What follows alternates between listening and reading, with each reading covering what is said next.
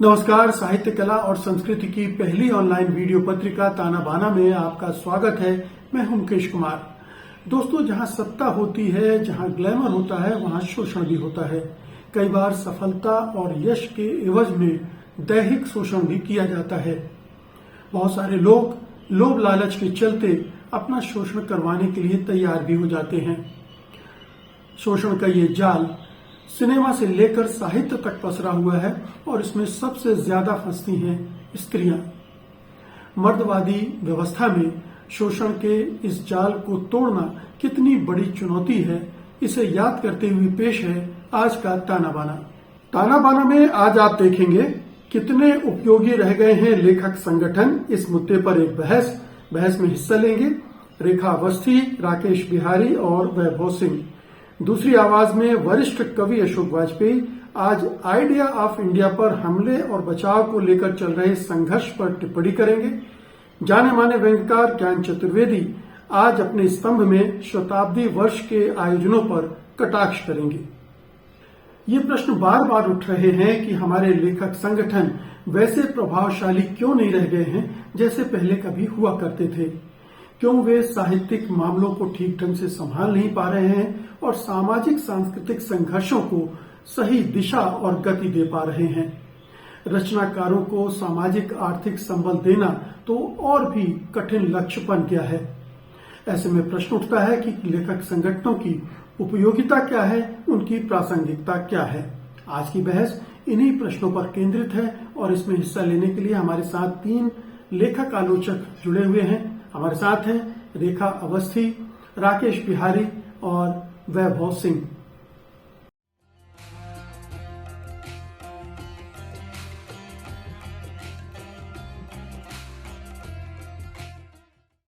ताना बाना में आप सबका स्वागत है। वैभव जी, पहला प्रश्न आपसे है कि हाल के वर्षों में लेखक संगठनों को लेकर तमाम तरह के सवाल उठते रहे हैं, उनकी सक्रियता को लेकर और जो भी राजनीतिक सामाजिक परिदृश्य है उसमें हस्तक्षेप को लेकर। आपको क्या लग रहा है, क्या लेखक संगठन जिस भूमिका की उनसे अपेक्षा की जा रही है उसमें किस हद तक कामयाब हो रहे हैं, कहाँ कमजोरियां हैं? नमस्कार मुकेश जी, बहुत बहुत शुक्रिया सत्य चैनल का, आपकी पूरी टीम का। ये कार्यक्रम आपने आयोजित किया है। अब मैं आपके सवाल पे आता हूँ। देखिए, लेखक संगठनों की भूमिका तो इतिहास में दर्ज हो चुकी है।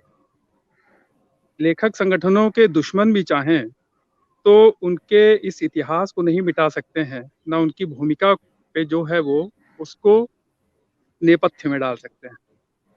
तो उनकी अपनी एक बड़ी ऐतिहासिक विरासत है, ऐतिहासिक भूमिका रही है। लेकिन जब अब वर्तमान में जो लेखक संगठनों की स्थिति है उस पे हमें लगातार बात करते रहना चाहिए। इसका सबसे बड़ा कारण ये है कि लेखक संगठन अंततः बने हैं अपने हस्तक्षेप के लिए। उनकी अपनी हस्तक्षेपकारी भूमिका होती है और वो हस्तक्षेप संभव ही नहीं है जब तक लेखक संगठन आत्म अपने आप से संवाद ना करें, आत्मालोचन ना करें और दूसरों से संवाद ना करें। तो मुझे हमेशा लगता है कि इतिहास में भी लेखक संगठन तभी मजबूत हुए जब उन्होंने लगातार बहसों और संवादों में हिस्सा लिया। ऐसा नहीं किया कि बहसों और संवादों से भाग करके या उसके महत्व को एक तरह से नकार करके वो कोई काम किया उन्होंने। तो वैभव जी, क्या आप ये कहना चाहते हैं कि वर्तमान में लेखक संगठन आत्मालोचना नहीं कर रहे हैं, संवाद नहीं कर रहे हैं, आत्म केंद्रित हो गए हैं? मुझे ऐसा लगता है कि बहस और संवाद जो है वो नहीं कर रहे हैं। 1936 में जब प्रेमचंद ने पहला अपना भाषण दिया था प्रगतिशील लेखक संघ का, तो उसमें उन्होंने 2 बातें उन्होंने कही थी। एक उन्होंने कहा था कि साहित्य जो है वो जीवन की आलोचना है और दूसरी बात उन्होंने कही थी कि साहित्य को लेकर नई से नई स्वस्थ बहसें हों, उसी के जरिए जो है वो अभीष्ट वायुमंडल तैयार होगा जो कि लेखक संगठनों को भी प्रासंगिक बनाएगा। लेखक संगठनों का चरित्र देखिए, कोई अकादमी, किसी संस्था, किसी एनजीओ की तरह नहीं होता है कि एक बार वो संस्था बन गई तो फिर वो अपने काम करती रहेगी। लेखक संगठन जो हैं वो एक तरह से लगातार बहस करके, लगातार नई से नई वाद विवाद करके अपने आप को प्रासंगिक बनाते हैं और वो अपना एक तरह से विकास करते हैं। अब वर्तमान में स्थिति ये है कि लेखक संगठन अपने आप को किसी वित्त पोषित एनजीओ, संस्था इत्यादि की तरह वो देखने लगे हैं, जो कि एक तरह से पुराने जमाने में जैसा नहीं होता था कि नवाबी चली गई हो लेकिन अपने दरबार से बाहर नहीं निकलेंगे, कि मिट भले जाएंगे लेकिन किसी से हम बात नहीं करेंगे। तो वो जो स्थिति है पुराने नवाबों वाली, वो स्थिति उनके लिए दुर्भाग्यपूर्ण है। और इसका जो है वो देखिए बड़ा व्यापक उसका हम सब चाहते हैं कि लेखक संगठनों का विकास हो, खास तौर पे हिंदी पट्टी में जहाँ पे इतनी जहालत है, अंधविश्वास है, मूर्खताएं हैं, प्रतिगामी विचारों का बोलबाला है, वहाँ कोई लेखक अकेले जो है वो कोई जो है वो बड़ा एक तरह से हस्तक्षेप नहीं कर सकता है। वहाँ पे भी हस्तक्षेप करने के लिए, दखल देने के लिए लेखक संगठन जो है वो एक बड़ी भूमिका अदा करते हैं। इस बात को हम भूल नहीं सकते हैं। लेकिन फिर वही सवाल पैदा होता है कि वो किस तरह से वो लेखकों के सचमुच प्रतिनिधि बनने का अपना क्षमता का परिचय दे रहे हैं, या वो केवल अपने अस्तित्व के लिए वो चिंतित है। आप किसी भी जी लेखकों से आप बात कीजिए, वो कहते हैं वैभव जी, हम कि वैभव जी लेखक हम आपके संगठन पास आते हैं, लेकिन आपने अपने अस्तित्व को लेके ज्यादा कुछ चिंतित प्रश्न उठाए हैं, पहले उन है। वो पर चर्चा कर लेखकों के लेते हैं। अस्तित्व उतनी वैभव जी, उनकी हमदर्दियों जी जी हम लौटते हैं इन सवालों पर, लेकिन राकेश जी, ये अस्तित्व का संकट है लेखक संगठनों के लिए जो उन्हें आत्म केंद्रित बना रहा है, या वो दृष्टि अब लेखक संगठनों के पास नहीं रही जो प्रेमचंद जिस दृष्टि की अपेक्षा रखते थे संगठनों से? क्या वजह है कि लेखक संगठनों की जो उपयोगिता है वो आज प्रश्नांकित की जा रही है? अनम्यूट कीजिए पहले। मुकेश जी, यह जो एक विषय है जिस पर हम बात कर रहे हैं और जिधर वैभव जी ने इशारा किया, बहुत महत्वपूर्ण है। मेरा जो अपना व्यावसायिक जीवन है वह कॉरपोरेट हाउस में काम करने का है। जीवन के कुछ वर्ष पहले जो थे, शुरुआती जो हमारा व्यावसायिक जीवन था, मैंने प्राइवेट सेक्टर के कॉरपोरेट में काम किया और पिछले लगभग 20 वर्षों से मैं पब्लिक सेक्टर के कॉरपोरेट में काम कर रहा हूँ। दोनों जगह काम करते हुए, जब मैं प्राइवेट सेक्टर में काम कर रहा था, एक ऐसी जगह काम करता था जहां पर कोई कर्मचारियों का कोई संगठन नहीं था और मुझे लगातार शिद्दत से यह बात महसूस होती थी कि हमारा एक ट्रेड यूनियन होना चाहिए था, कर्मचारियों का। मैं अपने अनुभव की बात कर रहा हूँ। लेकिन जब मैं पब्लिक सेक्टर में काम करने आया, जहां पर संगठन थे, उनकी व्यवहारिक स्थिति को देखते हुए लगातार एक विक्षोभ पैदा होता रहा कि यदि संगठन ऐसे ही होते हैं तो ना होते। ये दो जगह, दो वातावरण में काम करते हुए ट्रेड यूनियन की स्थिति मैंने यह देखी। बतौर लेखक, जब मैं लेखक संगठनों की स्थिति पर बात करता हूँ, जब उन पर सोचता हूँ तो कुछ कुछ ऐसी ही स्थिति से गुजरता हूँ। यानी जब मैं एक एकाकी लेखक की तरह, एक अकेले लेखक की तरह सोचता हूं तो लगता है कि अकेला लेखक सिर्फ लिखकर बहुत कुछ नहीं कर सकता, जिसकी तरफ अभी इशारा वैभव जी ने किया। लेकिन संगठनों की जब भूमिका देखता हूं, उनकी व्यवहारिक स्थिति देखता हूं, तो फिर लगता है कि इस तरह से भी तो बात नहीं बनती है। आपने बहुत अच्छी बात कही है कि क्या लेखक संगठनों के लिए अपने ही अस्तित्व का प्रश्न है, या हम यदि लेखकों के हित के बहाने एक जो व्यापक सामाजिक राजनैतिक हस्तक्षेप जो लेखकों का होता है, यदि उसकी बात करना चाहते थे, तो निश्चित तौर पर उसकी जो जरूरत रही है, और इन्होंने बहुत अच्छी तरह से रेखांकित किया कि एक ऐतिहासिक भूमिका रही है, उससे हम नकार नहीं सकते।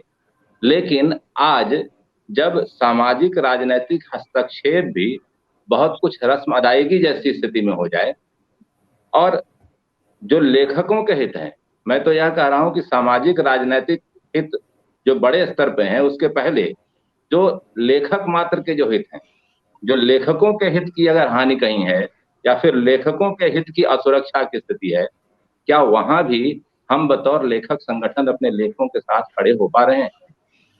और जब अपनी इन जिम्मेवारियों को हम पूरा नहीं कर पाते बतौर संगठन, तो निश्चित तौर पर हमें अपने संगठन के अस्तित्व की ही चिंता ज्यादा होती है, और तब शायद ही तब उन्हीं स्थितियों का परिणाम होता है कि कई बार सिर्फ हम कुछ प्रेस रिलीज जारी करने भर के लिए संगठन होकर रह जाते हैं, या फिर कुछ इस तरह की चीजों में हम उलझे रह जाते हैं जहां पर ये जो व्यापक हितों की बात थी, चाहे वह सामाजिक राजनीतिक व्यापक हितों की बात हो या लेखकीय व्यापक हित की बात हो, उधर हमारा ध्यान नहीं जा पाता है। मैं इसको इस तरह से भी देखना चाहता हूं। अभी पिछले दिनों पुस्तकनामा पत्रिका की साहित्य वार्षिकी आई और उसमें वैभव जी ने और संजीव कुमार जी ने दोनों ने इस विषय पर आमने सामने होकर इस पर बात की है। आप सब भी इसे देखेंगे तो जो मैंने वहां महसूस किया कि जब संजीव कुमार जो लेखक संगठन के साथ सक्रिय रूप से जुड़े हैं, जब इस मुद्दे पर बात करते हैं तो कहीं भी जिसमें लेखकों के हित की जो बात कर रहा था उसकी चर्चा नहीं करते, लेकिन जब वैभव सिंह उसी मुद्दे पर आते हैं तो फिर जो लेखकों के हित हो सकते हैं बतौर लेखक संगठन की जरूरत क्यों होती है, क्योंकि अकेला जहां पे आप समर्थ नहीं है वहां पे संगठन आपके साथ खड़ा होता है, चाहे वह एक नागरिक के रूप में हस्तक्षेप करने की बात हो या लेखक के रूप में जिंदा रहने की बात हो। पिछले वर्ष आपने देखा होगा रॉयल्टी पे बहुत बड़ा विवाद हुआ, बार बार होते रहते हैं। क्या किसी लेखक संगठन ने कभी इस पर कोई निर्णायक ना भी कहें तो कोई बहुत महत्वपूर्ण हस्तक्षेप किया हो? हमारे बीच ऐसे लेखक बहुत सारे हैं जो कि आर्थिक तंगी से जूझ रहे होंगे, बीमार होंगे। क्या हमारे लेखक संगठनों के पास कोई इस तरह की चीज है कि हम उनकी सहायता में आगे आ सकें? इतना बड़ा प्रकाशन का व्यवसाय है, हमारे लिखे हुए शब्द ही मुख्य रॉ मटेरियल है इस पूरे व्यवसाय के लिए, लेकिन वही फ्री ऑफ कॉस्ट है। क्या लेखक संगठन ने कभी इसके लिए कोई बात की? मुझे लगता है कि व्यापक जिन हितों की बात है सामाजिक राजनीतिक, उसके साथ साथ या उसके समानांतर इन लेखकीय हितों की बात करना भी लेखक संगठन की जिम्मेवारी का हिस्सा होना चाहिए। और जब तक ये चीजें नहीं आएंगी तब तक लेखक संगठन मुझे लगता है इसी तरह सिर्फ अपने संगठन के अस्तित्व की लड़ाई ही लड़ते हुए नजर आएंगे। रेखा जी, अब आपसे अपेक्षा है कि ये तमाम जो प्रश्न खड़े किए गए हैं लेखक संगठनों को लेकर उनका जवाब दें। हालांकि मुझे लगता है कि लेखक संगठनों से जितनी अपेक्षा की जाती है, क्या लेखक उस प्रतिबद्धता के साथ उन संगठनों से जुड़े हुए हैं? क्या वो उतना त्याग, उतना समय दे रहे हैं, वहां उतनी सक्रियता वो दिखा रहे हैं, या केवल प्रश्न ही खड़े कर रहे हैं? रेखा जी। देखिए, मुझे लगता है ये जो बहस है, ये बहस के लिए बहस की जा रही है। हम कहाँ खड़े हैं, किस जमीन पे खड़े हैं, इसका अंदाजा नहीं है हमको। और एक वायवी तरीके से हम बात कर रहे हैं कि लेखक संगठन का सबसे पहला दायित्व है वैचारिक, जो वैभव ने कहा, वैचारिक बहसें चलाना। वैचारिक बहसों में आप देखिए कौन सा, जब चाहे 36 के जमाने से हो या विश्व स्तर पर आप देख लें, जब भी फासिज्म का दौर आया है या जब भी लेखकों की रचनात्मकता पे प्रहार हुए हैं या नागरिक जीवन पे जब प्रहार हुए हैं, तब लेखक संगठनों ने, दुनिया भर के लेखक संगठनों ने और यहाँ तक कि हिंदुस्तान के लेखक संगठन ने, उस समय तो केवल प्रगतिशील लेखक संघ ही था।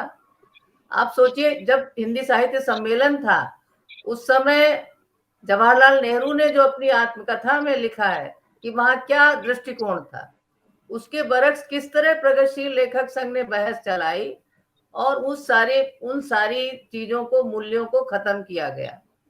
इसके बाद इप्टा का दौर आया, संगठनों के अंदर कितनी बहसें हुई, और ये भी आरोप बेबुनियाद है कि उनमें आत्मालोचना नहीं होती, उनमें आत्मसंघर्ष नहीं होता है। लेखक संगठनों में जितनी आपसी बहसें होती हैं वो शायद कहीं बाहर नहीं होती हैं। दो दोस्त मिलकर बहस करते होंगे, पर संगठनों के अंदर सामूहिकता में ज्यादा बहसें होती हैं और तब एक लाइन पर आकर काम किया जाता है। तो इसलिए मुझे लगता है कि आज के जमाने में तो लेखक संगठनों की इस समय जो भारत में स्थिति है, आजादी के दौरान भी जो लेखक संगठन थे, प्रलेस था, उसने बहुत बड़ी भूमिका निभाई। उस समय आजादी की लड़ाई में एकमात्र ऐसा ये संगठन था जिसने एक सांस्कृतिक नीति का बड़े पैमाने पर विकास किया।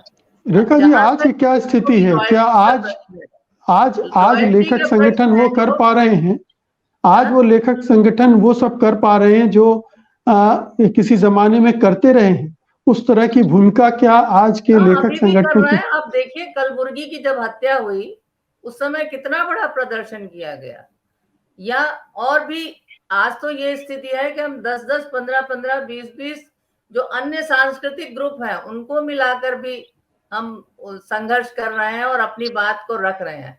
ये बात दूसरी है कि आज हमारा डेमोक्रेटिक स्पेस, गोदी मीडिया या जिस तरह की सरकार आ गई है वो हमारी बात को आगे वो नहीं जाने देती है। पर मैं यहाँ कहूंगी कि आज भी लेखक संगठनों की वजह से ही जो है लेखक संगठन और तमाम सांस्कृतिक संगठन जगह जगह वो अपनी बात फैला रहे हैं। अगर ये लेखक संगठन न हो तो जो कस्बे हैं, मोहल्ले हैं, वहां आपकी बात ही नहीं पहुंचेगी, कोई बताने वाला नहीं होगा। वहां पर संगोष्ठियां की जा रही हैं, लोगों के बीच बहसें की जा रही हैं। हाँ, ये बात जरूर है जो राकेश बिहारी जी ने उठाई सवाल कि क्या हम रॉयल्टी के सवाल को, तो देखिए ये प्रश्न बहुत ही कहना चाहिए कि थोड़ा पेचीदा सवाल है, क्योंकि कितने लेखक हैं जो अपनी रॉयल्टी के लिए लड़ने को तैयार हैं। मुझे याद है कि मैं जब दिल्ली जनवाई लेखक संघ की सेक्रेटरी थी तो मैंने एक बहुत व्यापक स्तर पे लेखकों को चिट्ठियां भेजी, प्रकाशकों को चिट्ठियां भेजी और एक मीटिंग कराने की, एक संगोष्ठी कराने की मैंने कोशिश की, पर मुश्किल से 2-4 लेखकों ने जवाब दिया, या और प्रकाशकों में तो केवल एक प्रकाशक ने जवाब दिया कि वो शामिल होना चाहता और कोई प्रकाशक नहीं शामिल हुआ।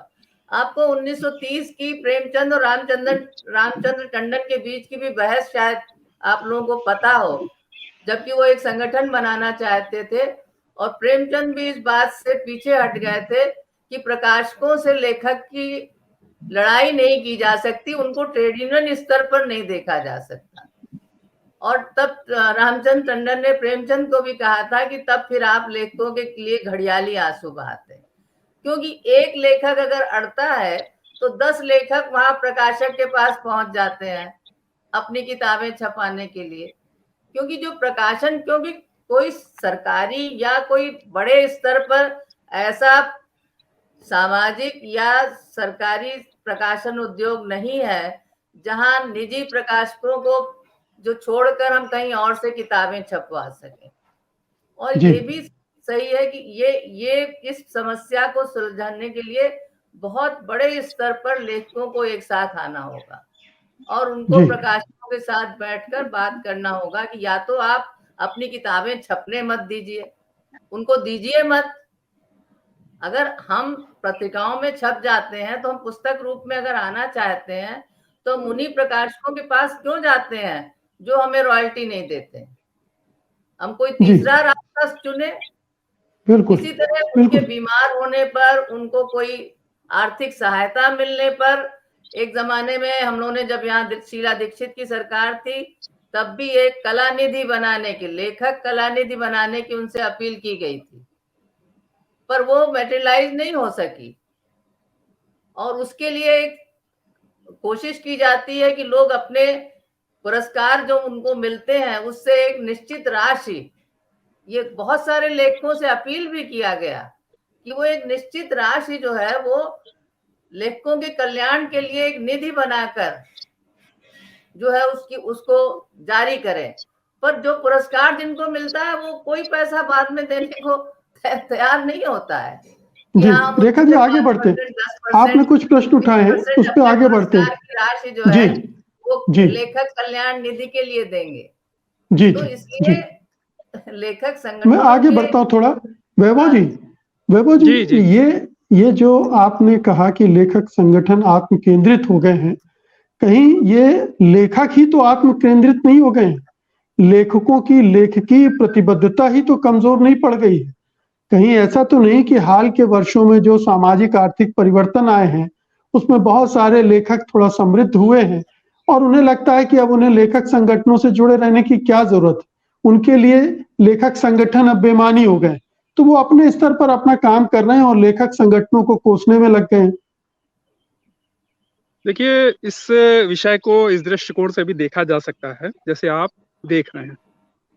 मेरा थोड़ा-सा मेरा सोचना देखिए ये है कि लेखक जो होता है, उसकी आप राजनीतिक चेतना तो उसके लिए महत्वपूर्ण होती है, लेकिन केवल उसकी आप राजनीतिक चेतना को एड्रेस करते हुए कोई लेखक संगठन नहीं चला सकते हैं। रेखा जी की सारी बातों से मैं सहमत हूँ, मेरे अलावा कौन असहमत हो? सहमत इससे ज़्यादा क्या सहमत, मैं तो हमेशा सहमत रहा हूँ। लेकिन मैं आम लेखकों से मिलता हूँ, तो वो ये सारी बातें जानते हैं। देखिए, फांसीवाद का हमला है, हमें साम्राज्यवाद से लड़ना है, ये सारी विषय अपनी जगह बहुत महत्वपूर्ण है। लेकिन जब एक लेखक लिखने बैठता है, तो वो दरअसल विचारधारा का स्वरूप स्टैटिक होता है, स्थिर होता है। लेकिन अनुभूति और अभिव्यक्ति का स्वरूप बदलता रहता है किसी भी समाज में। आज आप जिन चीज़ों से आपको जो अनुभूतियाँ पैदा हो रही हैं, पहले के लेखक जिन चीज़ों से जैसी अनुभूति ग्रहण करते थे, वो सब बदल चुका है, पूरा ढांचा स्ट्रक्चर बदल रहा है। अनुभूति और अभिव्यक्ति का स्ट्रक्चर। तो ये सारी जो चीज़ें बदली हैं, इसको आप केवल एक राजनीतिक चेतना का एक मतलब एक नज़ीर दे करके या राजनीतिक चेतना के बल पे आप इस पूरे के पूरे लेखकी जीवन और लेखकी परिदृश्य को आप जो है उसमें हस्तक्षेप नहीं कर सकते हैं।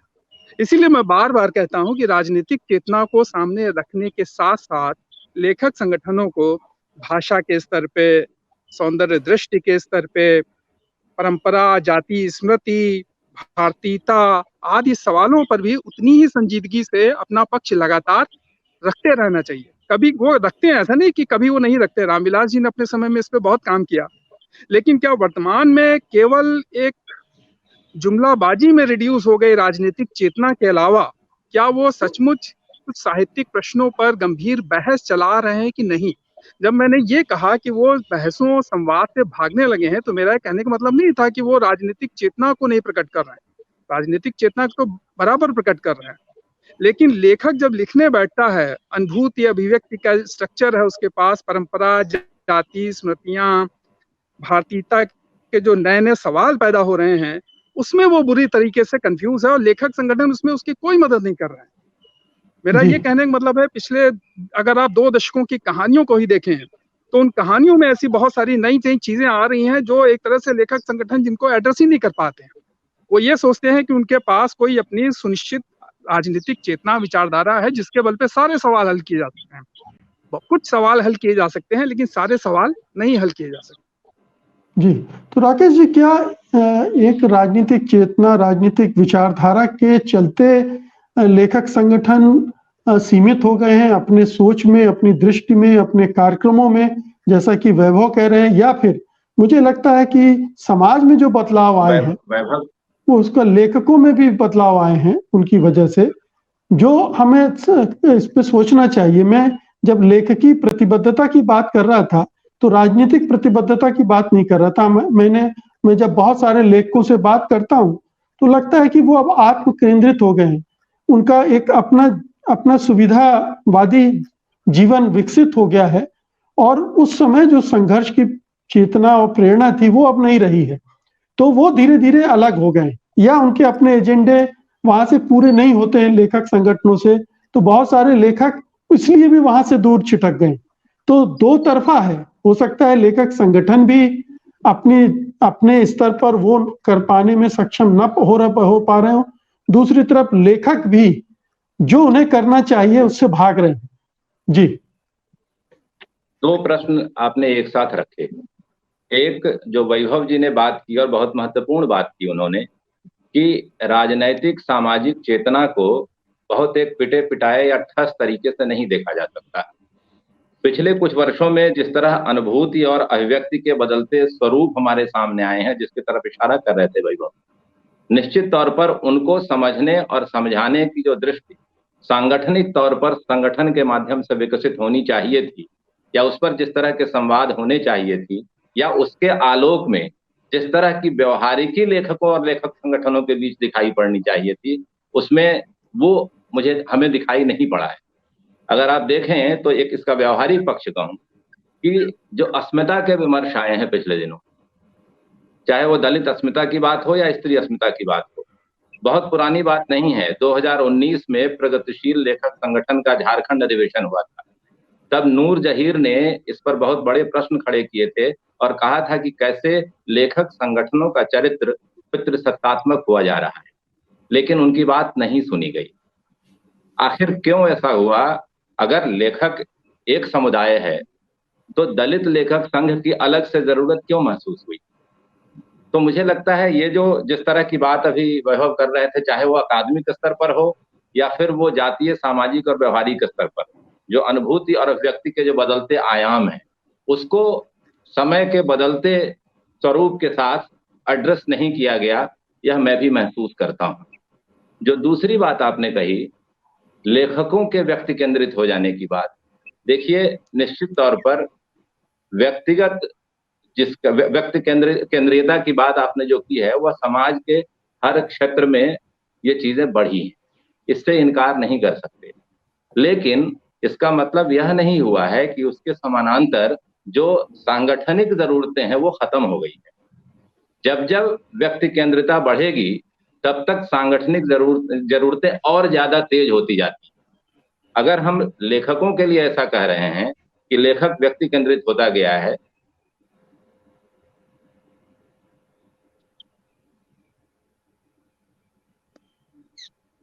वह व्यक्ति केंद्रित पहले, हेलो, मेरी आवाज आ रही है? जी। हाँ, मैं ये कह रहा था कि हम थोड़ी देर को लेखन का जो एक क्षेत्र है उससे इतर होकर दूसरे क्षेत्रों में देखें। ये जो केंद्रीयता है, व्यक्ति केंद्रीयता, वो तो हर जगह बढ़ी है, लेकिन क्या दूसरे क्षेत्रों में संगठन की जरूरतें खत्म हो गई या फिर दूसरे क्षेत्रों में संगठन नहीं बन रहे हैं? वहां भी कमजोर हो गए, वहां भी संगठन कमजोर हुए, तमाम मजदूर संगठन कमजोर हुए, किसान संगठन कमजोर हुए हैं। जी, संगठन का कमजोर होना, मैं वही कह रहा हूं कि ये जो एक तरफ संगठन का कमजोर होना है और दूसरी तरफ व्यक्ति केंद्रीयता बढ़नी है, कि जो बढ़ने की स्थिति है, ये दोनों कई बार निश्चित तौर पर पारस्परिक है। लेकिन इस पारस्परिकता के बावजूद आखिर वो कौन से कारण हैं कि मैं आज तक कभी लेखक संगठन का सदस्य नहीं रहा, लेकिन मैं लेखक संगठन की जरूरत महसूस करता हूं और मुझे यह लगातार यह बात मेरे अंदर से ये एक आवाज आती रहती है कि यदि हमारे लेखक संगठन हमारे ट्रेड यूनियन नहीं हो सकते हैं तो फिर मैं इसका सदस्य बनकर क्या करूं? अगर व्यक्ति के रूप में ही जो मेरे हित हैं, अगर उसी की रक्षा करने के लिए कोई आवाज, समवेत आवाज नहीं उठा सकते हैं हम, तो ये बड़े बड़े प्रश्नों के लिए समवेत आवाज कैसे उठाएंगे? तो ये निश्चित तौर पर एक पारस्परिकता है। यह बात ठीक कह रहे हैं आप कि यदि व्यक्ति केंद्रीयता बढ़ी है इसका भी असर हो सकता है, लेकिन एट द सेम टाइम यह नहीं है कि सिर्फ इसी कारण से लेखक संगठन कमजोर पड़ गए हैं और संगठन ने अपने आप जो उनकी अपनी भूमिका रही है वो उसका निर्वहन वो ठीक ठाक करते रहे। आप कह रहे हैं कि लेखक संगठनों को भी ट्रेड यूनियन की तरह व्यवहार करना चाहिए? लेखक संगठनों को ट्रेड यूनियन की तरह व्यवहार करना चाहिए, सिर्फ इतना मैं नहीं कह रहा। मैं ये कह रहा हूं कि लेखक संगठनों की जो भूमिकाएं होती है उसमें एक भूमिका यह भी होनी चाहिए कि वह अपने समुदाय का ट्रेड यूनियन की तरह भी काम करे। वो सिर्फ ट्रेड यूनियन नहीं है, वो सिर्फ ट्रेड यूनियन मैं फिर से रेखांकित करना चाहता हूँ, लेकिन हमारी जो कई भूमिकाएं हैं उसमें एक भूमिका यह भी होनी चाहिए। जी, रेखा जी, ठीक है कि संगठनों को लेकर प्रश्न उठ रहे हैं, लेकिन मैं आपसे थोड़ा ये भी समझना चाहता हूं कि लेखक बिरादरी इन संगठनों से दिल से, दिमाग से कितनी जुड़ी हुई है? क्या इनके लेकर एक आलोचनात्मक रवैया रखना, इनमें मीन मेक निकालना, ये ज्यादा हो रहा है? अगर वो इन लेखक संगठनों से असंतुष्ट हैं तो एक नया लेखक संगठन अपने मन का भी बना सकते हैं, वैसा क्यों नहीं हो रहा है? इन्हीं जो एक दो बड़े संगठन हैं, इन्हीं से सारी शिकायतें हैं, उन्हीं से सारी उम्मीदें भी हैं, ऐसा क्यों है? और क्या आपका अपना अनुभव क्या है? क्या लेखक इन संगठनों को उतना दे रहे हैं, दे पा रहे हैं, देना चाहते हैं जिससे ये संगठन मजबूत बने? देखिए, मैं 40 साल से जनवाई लेखक संघ के साथ हूँ और मैं मैंने ये देखा है कि जब भी इस तरह के सवालों पर आह्वान किया जाता है, कितने लेखक घर से निकल कर आते हैं। तब वो तमाम, कोई कहेगा मैं नौकरी में हूँ, कोई कहेगा मेरे घर में परेशानी है। तो ट्रेड यूनियन की तरह लेखक संगठन का ये तो आपके अंदर की प्रतिबद्धता कहाँ तक है कि जो आपको सड़क पर या किसी प्रतिनिधि मंडल में या किसी प्रदर्शन में या किसी धरने में आपको लाती है। एक जमाना था जब बूंद बूंद जो असगर वजाहत का नाटक था, उसका जो सीरियलाइज हो रहा था, जब उसको रोका गया, उस समय एक बड़ी संख्या में लेखक निकल के आए। पर आज जब आप कहीं दीजिए, कोई कॉल दीजिए कि भाई फला जगह आओ, तो कलबुर्गी वाली हत्या और नरेंद्र दाभोलकर वाले में तो उस समय बहुत बड़ी संख्या में लोग निकल कर आए। पर बाद में अगर जो आप किन्हीं मुद्दों पर आप कीजिए तो ही 15-20 लोग निकल कर आते हैं। तो इसलिए मुझे ये लगता है कि ये जो लेखकों के अंदर का कमिटमेंट है, वो कमिटमेंट ही उनको संगठन को मजबूत बनाता है। तो इसलिए संगठन को मजबूत बनाने के लिए लेखकों को के अंदर अगर ये बात नहीं आती कि मुझे अपने संगठन को ताकतवर बनाना है और इसके साथ उसी शिद्दत के साथ जुड़ना है, तो ये सोचना कि कुछ पदाधिकारी मिलके संगठन बना देंगे, ये एक सही समझ नहीं है। ये एक जो है न राजनीतिक समझ है, न वो व्यक्तिगत अनुभूति के स्तर पर अगर आप उसको नहीं महसूस करते कि आज मेरे साथी लेखक के साथ ऐसा हो रहा है, कल मेरे साथ हो सकता है, इसलिए मुझे उसके साथ होना चाहिए।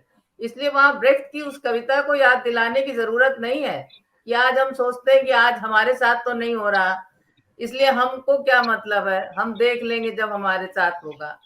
तो धीरे धीरे आप अकेले पड़ते जाएंगे। इसलिए लेखक संगठन को लेखक ही मजबूत बना सकता है और वही वहां आके बहस करके अपनी बात को रखकर उससे व्यापक लेखक समुदाय को, अगर आपकी बात सही है तो मेरा ये विश्वास है कि वो मानी जाएगी और उसके आधार पर काम किए जाएंगे। और ऐसा किया गया है, चाहे साहित्य अकेडमी के तमाम मसले हो, चाहे जब ओम प्रकाश वाल्मीकि बीमार थे तो जो प्रतिनिधि मंडल हम लोग के लेकर गए थे, वहां जिस तरह बातें हुई और अंत में उनको मदद देनी पड़ी, इसी तरह अन्य विभिन्न लेखकों के साथ भी ऐसा हुआ है। तो इसलिए कई इस तरह के हस्तक्षेप हुए हैं, यहाँ तक कि रॉयल्टी के भी मुद्दों पर लेखक संगठनों ने, ऐसा नहीं है कि हस्तक्षेप नहीं किए, चिट्ठियां लिखी हैं, जाके बात की गई है। हाँ, उस तरह आप कह सकते हैं कि वो न्यूज नहीं बनाई गई। और जहां तक अस्मिता विमर्श की बात उठाई गई, इसको हर युग की अपनी अपनी तात्कालिक परिस्थितियां होती हैं। आजादी के दौरान जो विमर्श थे वो उस समय के संगठनों ने उठाए। आज जब ये अस्मिता विमर्श का दौर आया है तो चाहे राजेंद्र यादव ने हंस के माध्यम से उठाया हो, पर वो जुड़े जनवादी लेखक संघ से ही जुड़े हुए थे। और ये बात दूसरी कि उनका व्यक्तिगत स्तर पर वो इनिशिएटिव था, पर उसको संगठन ने महसूस किया और उसको स्वीकार किया। ऐसा नहीं है कि उसको स्वीकार नहीं किया गया। पर ये अस्मिता विमर्श के पीछे की राजनीति भी हमको समझनी पड़ेगी कि कहीं ना कहीं हमारी सामूहिकता में एक दरार करने की, अलगाव करने की भी ये बहुत सोची समझी पूंजीवादी साजिश थी। ये बात दूसरी है कि हमने उसको स्वीकार किया और अपनी कमी को महसूस कर उसको आज हम शामिल करते हैं। और जहां तक मुझे अलग संगठन बनाने के सवाल है, तो आज आप मध्यवर्गीय समाज में का वर्ग विश्लेषण करने की या उनके चरित्र की जरूरत नहीं। हर एक की अपनी अपनी महत्वाकांक्षाएं हैं, वो उस हिसाब से काम करते हैं और हमें उससे कोई एतराज नहीं है, क्योंकि हम उनके साथ मिलके भी काम कर रहे हैं। दलित लेखक संघ के साथ भी हम मिलके काम कर रहे हैं, दलित स्त्री लेखक संघ है उसके साथ भी मिलकर काम कर रहे हैं, चाहे जसम हो, चाहे प्रलेश हो, चाहे जलेश हो। इसलिए मुझे ये नहीं लगता कि अगर अलग अलग भी इनके संगठन बन गए हैं तो कोई गलत चीज हो गई है। ठीक है, उनकी अपनी रेखा जी, अगर आपसे आत्मालोचना करने को कहा जाए, अगर आपसे आत्मालोचना करने को कहा जाए तो आप इन संगठनों में क्या कमियां देखती हैं, किनको दूर करने की जरूरत? उनके साथ निरंतर सहभागिता और संवाद बनाए रखने की जरूरत है। वो किस ढंग से सोच रहे हैं, उनके साहित्य से और उनके व्यक्तिगत अनुभवों से हमको जुड़ने की जरूरत है। और ऐसा नहीं है, हम जुड़ रहे हैं। तमाम दलित लेखक जो है हमारे संगठन के भी सदस्य हैं, और जो नहीं है उनके साथ भी लगातार संवाद बना हुआ है। यहाँ किसी का नाम लेने की जरूरत नहीं है। कुछ लोग पहले बहुत जरूरत हमारे साथ थे, पर अब कुछ उनकी राजनीतिक महत्वाकांक्षाएं बदल गई तो वो हमसे चिटक गए। ऐसा भी हो रहा है कि अब ये तो उनकी प्रतिबद्धता का सवाल है ना, कि अगर आज वो भाजपा के साथ जाना चाहते हैं या हिंदुत्व के साथ जाना चाहते हैं, और मैं नाम नहीं लेना चाहती, ऐसे दलित लेखक भी हैं और ऐसी महिला लेखिकाएं भी हैं, तो उनको ये बात दूसरी कि उनके साथ हम बहस चला सकते हैं, उनके लेखन पर भी फिर भी बात करते हैं। पर अगर कोई जाना चाहता है तो आप उसको, उसकी आजादी को आप नहीं कर सकते। हम अपनी बात को रखकर अपने संघर्ष को निरंतर आगे बढ़ाने की कोशिश करते रहते हैं। और ये मुझे लगता है कि काफी बड़े फलक पर हमने इस काम को किया है, और लगातार करने का एक हमारे अंदर जज्बा बना हुआ है, और हम कर रहे हैं, और निरंतर नए से नए लोगों के साथ जुड़ रहे हैं। इसलिए हो सकता है कई बार जो प्रतिष्ठित लोग हैं वो अपने को उपेक्षित महसूस करते हो, पर जाहिर है कि हमारा टारगेट इस समय वो नया लेखक है जो अपनी नई जमीन तलाश रहा है। उसके साथ बात करना, उसके साथ उसको छापना, उसकी रचनाओं पर बातचीत करना, ये हमारे लिए ज्यादा जरूरी है। और जहां तक राजनीतिक बयानबाजी का, जो वैभव ने कहा था, बयान ऐसे ही नहीं दिए जाते वैभव। बयान किसी जरूर महसूस, आपकी जो एक अंदर की संघर्ष करने की इच्छा है, उसी के कारण वो बयान दिए जाते हैं। और अगर आज हमें ये विश्वास हो जाए कि हमारे संगठनों के आह्वान करने पर 100 लेखक इकट्ठा हो जाएंगे, तो मैं हर दिन प्रदर्शन करने के लिए तैयार हूं। पर मुझे पता है कि हम अब किस मुद्दे पर कितनी दूर तक जा सकते हैं और कहां तक लोगों को बाहर, क्योंकि आज जो माहौल है उससे बहुत सारे लोग चिंतित भी हैं और अपने घर परिवार को नहीं उस तरह संकट में डालना चाहते। आज आप अभी मजदूर किसान रैली हुई थी 5 अप्रैल को, आप लोगों से बात कीजिए। एक प्रेस वाला भी कहेगा कि मैं, आपकी बातें सब सही हैं, पर मेरी एक दिन की दिहाड़ी मारी जाएगी, मेरा घर का खर्च कैसे चलेगा। उसी तरह लेखकों का है कि हम आपके साथ चलेंगे, कल हमारे साथ कुछ हुआ तो क्या होगा हमारा। तो इसलिए बहुत सारी चीजों को देखकर कई बार बयान देकर ही आपको हस्तक्षेप करना पड़ता है, कई बार संघर्ष में उतरकर हस्तक्षेप करना पड़ता है, कई बार प्रतिनिधि मंडल या धरना या प्रदर्शन करके आपको, यहाँ तक कि कोर्ट अरेस्ट भी कराया है लेखकों ने मुद्दों पर। जी तो समय कम है रेखा जी, हम थोड़ा सा बस छोटी छोटी टिप्पणी लेना चाहेंगे। छोटी छोटी ऐसा नहीं कोई लेखक संगठन ज्यादा और कोई लेखक संगठन कम, सभी अपने अपने तौर तरीके पे उस संघर्ष में शामिल हैं। जी, छोटी छोटी टिप्पणी। वैभव जी, क्या आपको लगता है कि दरअसल जो संवादहीनता की बात की, उसमें आपको रेखा जी के साथ थोड़ा ज्यादा बैठना चाहिए? राकेश जी, आप भी, अगर मतलब आप सभी चाहते हैं कि संगठन होना चाहिए, संगठन की जरूरत है। करना चाहती हूँ जी देखिए, जो लेखक संगठनों के आगे एक बहुत बड़ी समस्या है। एक तो है कि जो एक कुलीनता, ये पढ़े लिखे लोगों का समाज है और वो लेखक है, पर लेखक संगठनों के आगे वो जनता भी है जो आपके साहित्य से उतना उसको सरोकार या उसके तक पहुंचता ही नहीं है, वो या वो उस चीज को समझ नहीं पा रही। तो जन पक्षधर लेखक और उनके बीच भी हमको जाना पड़ता है। हम केवल यूनिवर्सिटी, कॉलेज या बड़े बड़े कारपोरेट हाउस में या बड़े बड़े प्रकाशकों के यहाँ से छपने वाले लेखकों को ही लेखक नहीं मानते। गली मोहल्लों में रहने वाला जो मजदूर है, किसान है या दिहाड़ी वर्कर है, हमें अपनी बात वहां तक ले जानी है, तो उसके स्तर का भी साहित्य हमको और ऐसे लेखक चाहिए होता है, और ऐसे लोग लेखकों को हमको लेके जाना पड़ता है। तो जैसे जननाट्य मंच कोई प्रदर्शन कर रहा है तो हमें उस तरह के कवियों को वहां ले जाना पड़ता है और वहां उनकी जी रचनाओं को सुनाना पड़ता है। जी जी। ये बहस के रेखा जी, कई समय स्तर समय हैं कम, और मैं लेखकों के समझ भी गया, कई स्तर हैं। मैं समझ गया। वैभव जी, मेरे प्रश्न की पर आपकी राय। अनम्यूट कर लीजिए, अनम्यूट कर लीजिए वैभव जी। जी, मैं कह रहा हूँ मुझे टिप्पणी फिर करनी म्यूट है कि जी, प्रश्न का जवाब देना है? टिप्पणी करनी है या प्रश्न का जवाब दे जवाब दूं? दीजिए टिप्पणी के रूप, जवाब दे ये दीजिए। रेखा जी के प्रश्न का, रेखा जी के प्रश्न का। नहीं, मैंने प्रश्न किया था कि जब सभी संगठन चाहते हैं, सबको ये लगता है कि संगठन होना चाहिए, तो संवादहीनता आप लोगों के बीच में क्यों है? देखिए, मामला इतना सरलीकृत है नहीं कि हम लेखकों के वर्ग चरित्र, उनके मध्यवर्गीय चरित्र पे ले जाके सारा ठीकरा हम फोड़ दें। ये तो एक पुराना तरीका है जो कि मार्क्सवादी सर्कल्स में काम करता है कि जनता ही अब जो है वो भ्रष्ट हो गई है, जनता ने ही हमें चुनाव हरा दिया, जनता ही जो है वो अब ऐसी हो गई है, वैसी हो गई है। ऐसा होता नहीं। यही जनता जो होती है वो किसी मतलब नहीं, बड़े से बड़े लेकिन नेता को चरित्र तो हरा बदला देते है कोई ना। हैं। मार्क्सवादी ऐसे नहीं कहता वैभव, कोई नहीं नहीं नहीं मार्क्सवादी नहीं नहीं, मैं नहीं सोशलिस्ट मानता। ऐसे देखिए नहीं कहता। देखिए, मैं इस बात से सीधे सीधे इनकार करता हूँ कि कोई लेखकों का बहुत चरित्र बदल गया है।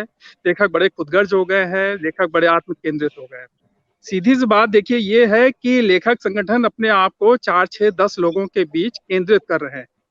और अगर आप पिछले उनका 1 साल का रिकॉर्ड अगर आप मंगा लीजिए कि आपने कौन से ऐसे लेखक पे आपने किस लेखक की किस पुस्तक पे आपने बात की जो कि आपके लेखक संगठन के दफ्तर में आता जाता नहीं है, तो वो इसका ठीक से उसका जवाब वो नहीं दे पाएंगे। नंबर 1। नंबर 2 बात यह है कि लेखक संगठनों का जो बाहर के जो लेखक हैं, वो लेखक संगठनों को बहुत विश्वास भरी निगाहों से देख रहे हैं। मेरी तो कितने लेखकों से बात हुई है, वो कोई नहीं कहता कि नहीं लेखक संगठन गलत है। बस वो ये कहते हैं कि लेखक संगठन अपने आप में कुछ उनका एलिटिस्ट कैरेक्टर है। जनता की तो वो बात कर रहे हैं, जनता के संघर्ष, जनता किसान मजदूर के बीच जाने वाले साहित्यकार की बात कर रहे हैं। लेकिन वो किसान मजदूर के बीच भी कौन सा साहित्यकार जाएगा, इसको वो बड़े रणनीतिक और राजनीतिक तरीके से तय कर रहे हैं, जिससे उनके मन में लेखक संगठन के प्रति अविश्वास पैदा होता है। तो लेखक पे अविश्वास करने से अच्छा आपको उस अविश्वास को समझना चाहिए जो लेखकों के मन में लेखक संगठन के प्रति पैदा हो रहा है, क्योंकि तभी हम आगे बड़ी लड़ाई लड़ पाएंगे। ये सबसे बड़ी बीमारी है, यही अपने जी में सेल्फ डिफीटिंग आर्गुमेंट होता है कि जनता, जी समाज, लेखक स्वयं जो है वो जिम्मेदार हैं अपनी बर्बादी के लिए। लेखक संगठन तो तब सुधरेंगे जब वो स्वयं लेखक सुधर जाएगा। ऐसा कुछ नहीं होता है। जी कितनी बड़ी बड़ी जी राजनीतिक दल आए जिन्होंने दुनिया को पलट दिया, उसी स्वार्थी जनता के बीच, जिन जनता को बहुत स्वार्थी माना जाता था, उसी जनता के बीच उन्होंने बड़े महान गुणों को उन्होंने जागृत किया, उसको लड़ना सिखाया। फिर लेखक संगठन किस मर्ज की दवा है अगर वो लेखकों की आत्म केंद्रिता को ना भंग कर पाए, उनको स्वार्थ वृत्ति से ऊपर ना उठना सिखाएं, उनको उनके छोटे छोटे एक तरह से विचारों से उनको मुक्त ना करें, तब तक लेखक संगठन की भूमिका क्या है? तो इस बात को मैं देखिए सरासर राकेश बिल्कुल नहीं मानता हूँ कि जी, लेखक बड़े आत्म राकेश केंद्रित जी हो गए हैं, बड़े मध्यवर्ती हो जी गए हैं। जी। राकेश जी, क्या हम सरलीकरण कर रहे हैं, लेखकों को एक रूप में देखकर सारे लेखक प्रतिबद्ध हैं, सारे लेखक कमिटेड हैं, सारे लेखक जनता के प्रति एक हमदर्दी रखते हैं, काम करना चाहते हैं, लेकिन ये लेखक संगठन है जो रुकावट डाल रहे हैं? सब आत्म केंद्रित हैं या सबके सब कमिटेड हैं, इस तरह की कोई बात कहना अपने आप में सरलीकरण करना है। दोनों तरह की बात।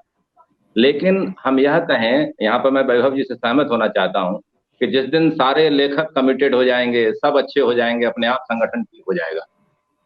निश्चित तौर पर संगठन की यह भूमिका है कि वह हमारे बीच जो लोग अगर मान लेते हैं कि आत्म केंद्रित हैं, भटके हुए हैं, वो इन बड़ी चीजों को नहीं समझते हैं और अंततः ऐसा न समझने के कारण कल खुद वो किसी खाई या खड्डे में गिरने वाले हैं, उसके तक उनको आगाह करने का काम जो है वो कौन करेगा?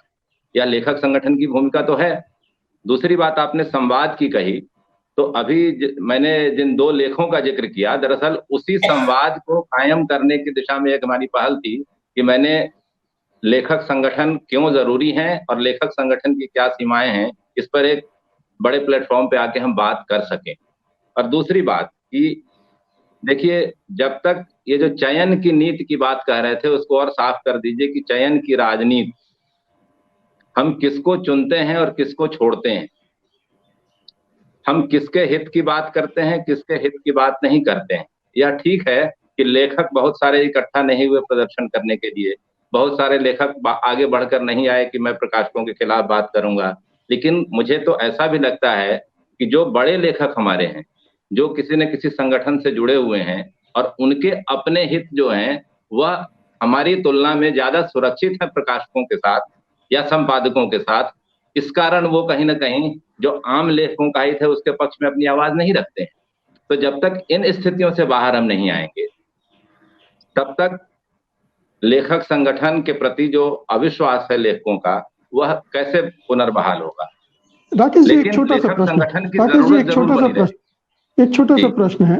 वैभव जी की बात को सुनकर मुझे लगा कि दरअसल ये जो संगठन है, चूंकि इनकी वैचारिकता मार्क्सवाद से जुड़ी हुई है, तो मार्क्सवाद से भी परेशानी है लोगों को, उस विचारधारा से परेशानी, इस वजह से भी इन संगठनों पर प्रहार हो रहे हैं, ये भी एक कारण हो सकता है।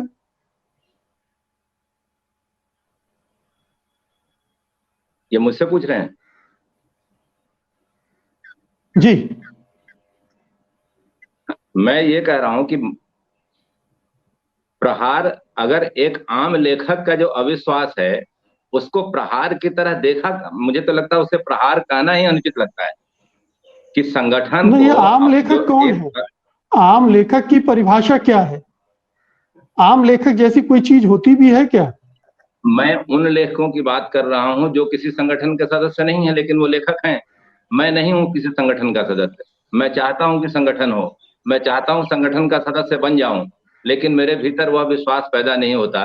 क्योंकि नहीं, आप इन संगठनों के सदस्य मत बनिए, एक नया संगठन बनाइए जो आपके इच्छाओं के अनुरूप हो, जो वैभव जी के विचारों से मिलता जुलता हो, जो उस एजेंडे को आगे बढ़ाता हो।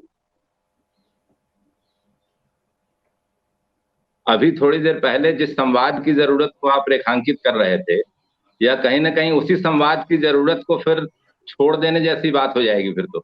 नहीं, कई संगठन हो सकते हैं ना। देखिए, जैसे बहुलतावादी हमारा लोकतंत्र है, आप अगर विचारों से सहमत नहीं है किसी के, तो आप अपने विचार से अपने अनुरूप बना सकते हैं, ये भी तो एक रास्ता है ना। अगर कोई संगठन ये काम नहीं कर पा रहा है तो एक ऐसा संगठन बनाया जाए जो ये सारे काम अंजाम दे, और उसमें पहल आप और वैभव जी जैसे लोग कर सकते हैं।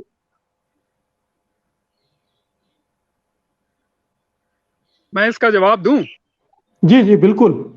देखिए, अगर मैं संगठन बनाऊंगा तो मैं आपको ये प्रश्न पूछने का अधिकार भी दूंगा कि मैं संगठन बना के मैं उसका क्या कर रहा हूँ, मैं उसमें संवाद को प्रोत्साहित कर रहा हूँ कि नहीं, जो संगठन के सदस्य नहीं है जो लेखक, उनके प्रति मेरे मन में कोई लोकतांत्रिक नहीं, ये तो जब आप संगठन बना लेंगे तब, नहीं, ये तो घोषणा पत्र अलग बात है, संगठन बना के और ये करके दिखाएंगे तब मैं मानूंगा ना।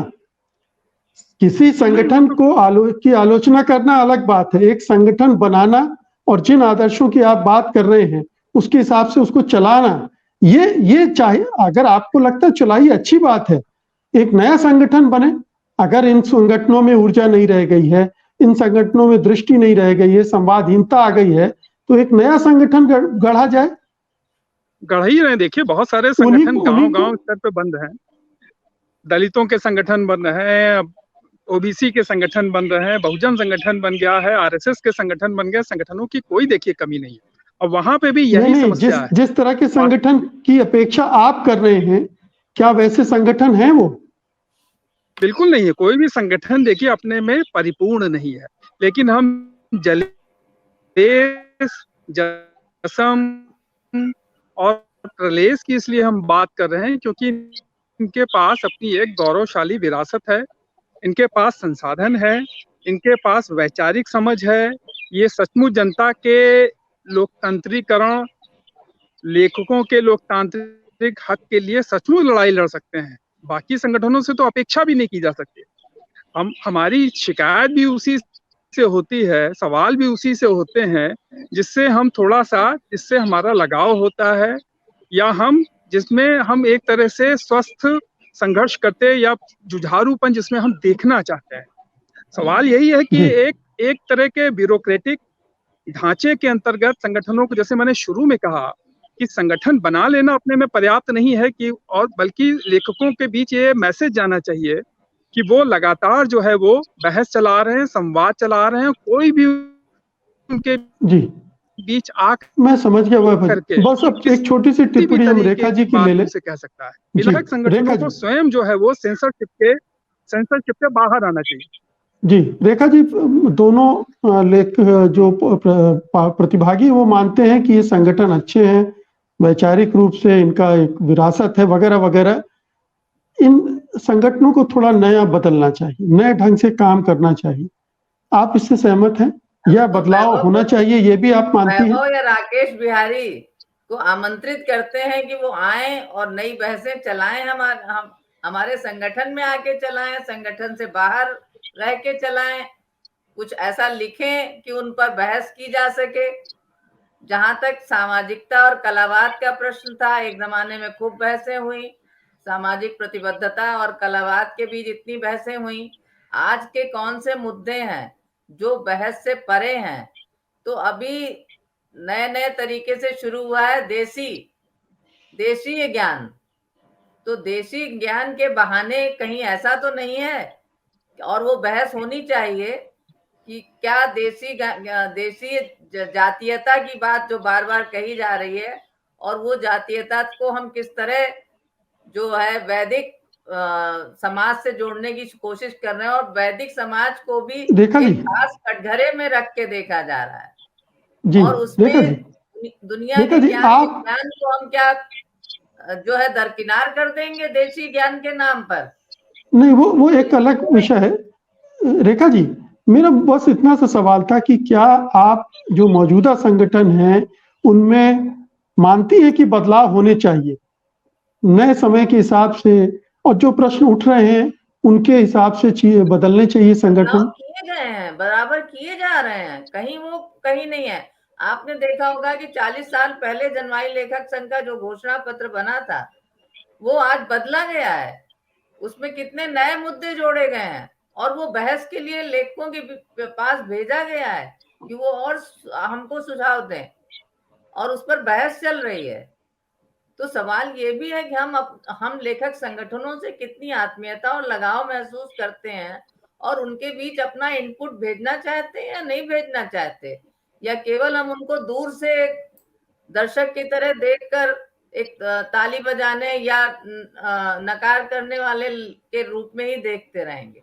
आइए, शामिल होइए उनमें और बहस को आगे बढ़ाइए, अपनी ऊर्जा से और भी अधिक ऊर्जावान संगठनों को बनाइए, कहीं कोई रोक नहीं है आपके। अगर आप साम्राज्यवाद विरोधी हैं और धर्मनिरपेक्ष हैं तो संगठन में आपका स्वागत है, संगठन आपको बुला रहा है और हर बहस के लिए तैयार है। जी, राकेश जी, केवल पदाधिकारी तो केवल एक टेक्निकल वर्क के लिए चुन लिए जाते हैं, उनका कोई ऐसा रोल नहीं है कि वो कोई बौद्धिक रूप से वही जो कहेंगे वही माना जाएगा। ऐसा कि मेरे ख्याल से न कभी प्रलेश में था न जलेश में है, और मैं अध्यक्ष जनसंस्कृति मंच में नहीं हूँ, फिर भी मुझे नहीं लगता कि वहां भी जिस तरह की संगोष्ठियां हो रही हैं, जिस तरह की बहसें हो रही हैं, वहां भी कुछ ऐसा नहीं है। हर तरह की राकेश जी, समय कम है, राकेश जी बहुत छोटी सी टिप्पणी। आखिरी बात, नहीं, बात बहुत ही महत्वपूर्ण मोड़ पे है, जहाँ पे हम संवाद की जरूरतों पे बात कर रहे हैं। और अभी रेखा जी ने बहुत अच्छा कहा कि यदि आपके पास कोई प्रस्ताव है, कोई बहस की नई चीजें हैं, तो आप हमारे सामने रखिए। अभी लगातार मैं लेखकों के हित की बात कर रहा था, और अभी हाल ही में मैंने एक रॉयल्टी ऑडिट के कॉन्सेप्ट को हमने सामने रखा है। मैं इस बात को एक व्यक्ति की तरह महसूस करता हूं कि जब तक इसे एक सांगठनिक सपोर्ट नहीं मिलेगा, इस पर कोई बात नहीं हो सकती। ये इसका पूरा एक शुरुआती ब्लूप्रिंट मौजूद है। अब प्रकाश में भी मैं चाहूंगा कि बतौर संगठन भी इस पर विचार किया जाए, और ताकि ये जो एक बड़ा संगठन से जुड़िए राकेश जी, हाँ, संगठन से जुड़िए। क्या इन मुद्दों पर तब तक विचार नहीं किया जाएगा जब तक मैं संगठन का सदस्य नहीं बनूंगा? नहीं ऐसा ये अलग नहीं विषय है, है। नहीं बिल्कुल ऐसा नहीं है। अगर एक ये अलग विषय है। हाँ, लेकिन आप संगठन से क्यों बचना चाहते हैं? सवाल बचने का नहीं है। मैं तो यही, अभी जो वैभव भी लगातार कह रहे थे कि जो सवाल तो संगठन है का सदस्य नहीं है। राकेश जी, सवाल तो है कि आप संगठन में शामिल होकर जिम्मेदारियां नहीं लेंगे और बाहर से आलोचना करेंगे, ये कहां तक ठीक होगा? हम संगठन में शामिल होना चाहते हैं। मैं यही तो कह रहा हूं कि हम जैसे लोग जो चाहते हैं कि संगठन मजबूत रहें और हम संगठन का हिस्सा बने, आखिर वो संगठन का विश्वास भी तो अर्जित, संगठन हमारा विश्वास भी तो अर्जित कर सके। तो जब जुड़ेंगे मैं तो तभी तो कह रहा हूं पता कि चलेगा कि मुझे आपका ऐसा लगता विश्वास है, कहाँ है। मुकेश जी, मुझे ऐसा लगता है कि आप बहस पे मनोविज्ञान को आरोपित कर रहे हैं। हम बहस को किसी समाजशास्त्री धरातल पे चला रहे हैं। जब हम मनोविज्ञान को बहस आरोपित से कराते मनोविज्ञान हैं तो कैसे आप अलग क्या हो कर सकते रहे हैं? हैं? जी, इसको मनोविज्ञान से अलग रखिए कि मेरा बहस से मनोविज्ञान मनोविज्ञान क्या है कैसे और अलग हो राकेश जी सकता का है? मनोविज्ञान क्या है। यदि एक व्यक्ति को कटघरे में रख के अगर बात करनी हो तो शायद कोई बहस नहीं हो सकती। नहीं, किसी व्यक्ति को नहीं, मैं अब तमाम ऐसे लोग हैं, ऐसे बड़ी संख्या में लोग हैं और बहुत सारे ऐसे लोगों से मैं भी मिला हूँ। बहुत सारे ऐसे लोगों से मैं भी मिला हूँ, मिलता रहा जो हूँ। सक्षम है, जो अक्षम है, उससे उम्मीद हम कर ही नहीं सकते। ये उम्मीद हमारी इसीलिए है, जिसे आप आलोचना कर रहे हैं, दरअसल ये हमारी अपेक्षाएं हैं। ये कोई एक थोड़ा सा क्रिटिसिज्म नहीं है, ये हमारी अपेक्षाएं हैं, उनसे हैं जिनके पास एक समृद्ध विरासत है। तो आज के समय के जो मुद्दे हो सकते हैं या फिर जो हमारा अब तक का ढांचा है काम करने का, उसमें यदि सुधार की गुंजाइश हो सकती है तो उस पर बात होनी चाहिए। और निश्चित तौर पर यह अपेक्षा दूसरे से हम नहीं कर सकते, यह हम उन्हीं से करेंगे जहां पे हम सुधार चाहते हैं। क्योंकि और यह सुधार इसलिए है कि हमारी जो कार्य प्रणाली है वह इतनी बेहतर हो सके कि आज के जो मुद्दे हैं वो भी ठीक से एड्रेस हो सके, या जो मुद्दे अब तक नहीं शामिल हो पाए, छूटे रह गए, उनको भी हम शामिल करें। जी, बहस बहुत लंबी हो गई है और मतलब ये अंतहीन बहस, इस पर हम बहुत सारे मुद्दे और शामिल कर सकते हैं। लेकिन मेरा निजी अनुभव ये है इस बहस के बाद भी कि लेखक संगठन तो कटघरे में है ही, लेकिन लेखक भी कटघरे में। लेखकों की प्रतिबद्धता, लेखकी भी और सामाजिक प्रतिबद्धता भी कटघरे में है। उनमें जो बदलाव आए हैं, उनकी वजह से भी लेखक संगठनों में बदलाव आए। इन सब का भी अध्ययन करना पड़ेगा, इन पर भी सोचना पड़ेगा। और जाहिर है कि एक बहुत ही कठिन समय है और इसमें लेखक संगठनों से बहुत बड़ी भूमिका की अपेक्षा है, न केवल लेखकों को बल्कि पूरे समाज को, क्योंकि आखिरकार लेखक तो बदलाव का झंडा लेकर आगे चलने वाले लोग होते हैं।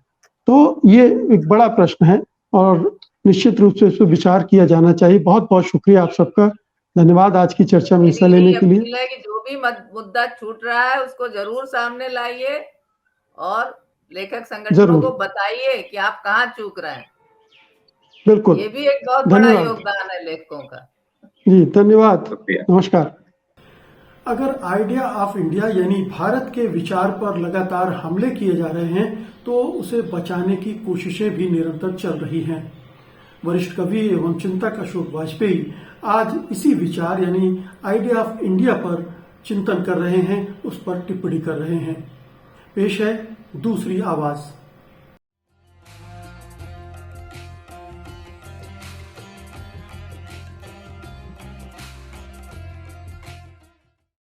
नमस्कार। दूसरी आवाज में आज मैं एक विचारोत्तेजक परिसंवाद के बारे में बात करना चाहता हूं। अनहद ने पिछले दिनों दिल्ली में भारत विचार के बचाव में शीर्षक से एक परिसंवाद किया।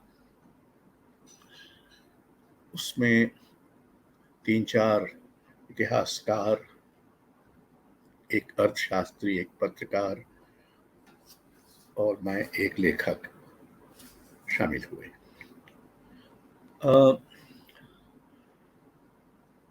In defence of the idea of India, तो